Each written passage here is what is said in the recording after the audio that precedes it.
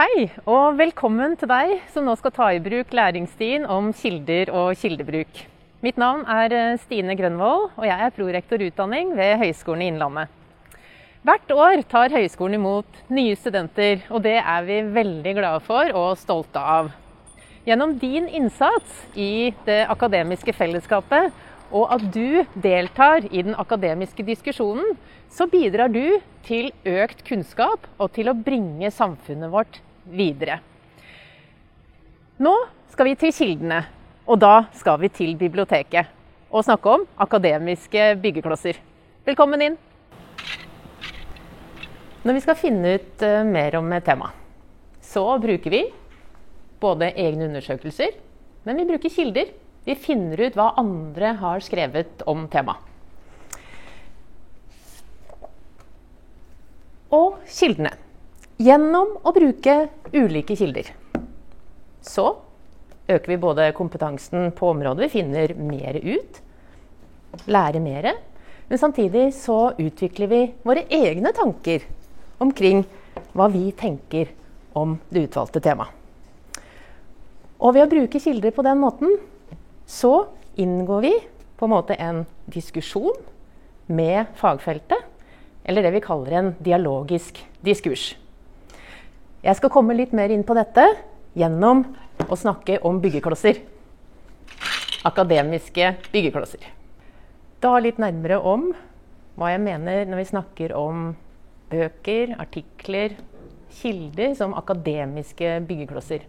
For du kan nemlig bygge opp et resonemang og en argumentasjon på bakgrunn av disse kildene. Sett at du har en problemstilling, og så finner du en kilde som du finner ut at her er det noen som har skrevet om dette temaet.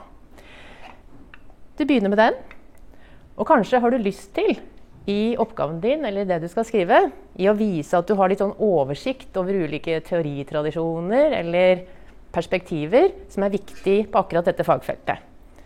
Og du finner kilder som viser nettopp det.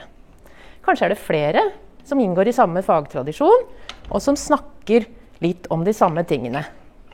Kanskje er det andre som belyser temaet med litt andre brillesett og andre perspektiver. Så diskuterer du det med deg selv, og kanskje mot de andre kildene du har funnet. Og på denne måten så blir det den akademiske samtalen på området. Kanskje er det helt andre teoritradisjoner og perspektiver. Kanskje glir de også litt over i hverandre.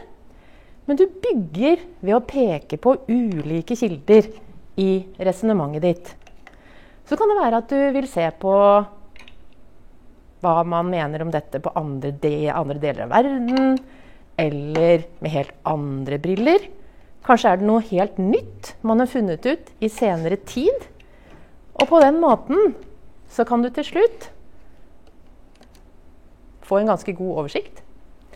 Og som Isaac Newton ville sagt, så står du på kjempers skuldre, og da kan du se langt utover verden. Og på den måten så utvikler du din egen forståelse, og utvikler tankene. Det er viktig at du bruker kilder på en god måte. Og det er viktig at du velger dine kilder, sånn at det er din samtale med fagfeltet vi ser. Vi ønsker ikke at du skal være en kopi av noen andre, og dermed så er det sammensetningen din vi er ute etter. Dette kaller vi akademisk redelighet.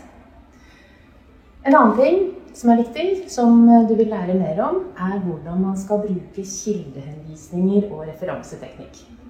Det handler om at vi andre skal kunne gå og se på ditt arbeid og finne tilbake til de ulike kildene og kunne kikke inn i dem og tenke at ja, jeg tenker på samme måte som det denne forfatteren har gjort.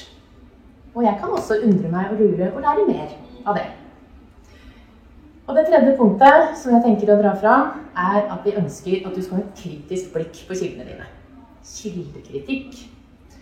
Vi vil gjerne ha høy tillit til deg og det du gjør, og da trenger vi å vite at du har valgt gode kilder som er til å stole på. Da får vi den tilliten som gjør at vi bringer samfunnet vårt videre. Gjennom god bruk av kilder Som akademiske byggeklosser, eller byggesteiner, så er du altså med på å utvikle samfunnet vårt. Du er med på å bygge tillit, men også forståelse rundt det at vi trenger å ta avgjørelser i samfunnet vårt, basert på det vi til enhver tid vet, og den til enhver tid oppdaterte kunnskapen vi har på et område. Så velkommen inn i det akademiske fellesskapet.